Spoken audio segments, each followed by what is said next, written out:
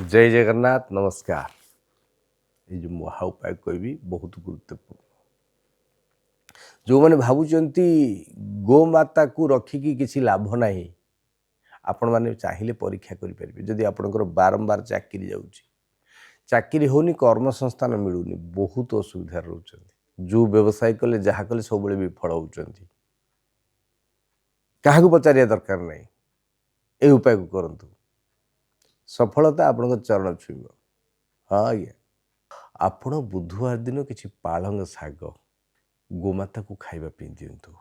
आपण के जीवन में कर भूल प्रायश्चित गोमातार लांगुड़ छुईकी प्रणाम करंतु निवेदन रखंतु।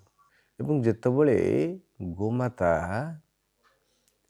से पालंग शाग को खाइबे पार्टी जो टिके पड़ीज अईठा बा पालंग शाग टे पड़ीज से शाग को संग्रह करके पुरुष दक्षिण हाथ में सबुज कपड़े ग्रीन कपड़े एवं स्त्री सबुज कपड़े बाम हाथ में 3 दिन बांधे अर्थात बुधवार गुरुवार शुक्रवार शनिवार दिन आपको लेकिन जल प्रवाहित करदे।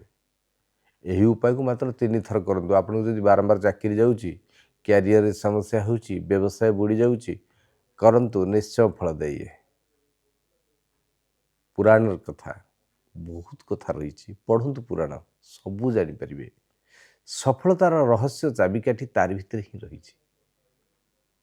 आम जापारे इे सियाड़े बुझे करंतु पालंग महा उपाय गोमाता को दिंतु खाइबापी सुख समृद्धि श्री सबकि वृद्धि हो।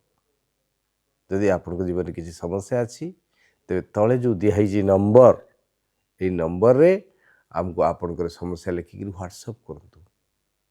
जदि कुंडली समस्या अच्छी कुंडली आणिक आसतु आमे आपणकर समस्या को सहज सरल उपाय निश्चय समाधान करूँ। जय जगन्नाथ।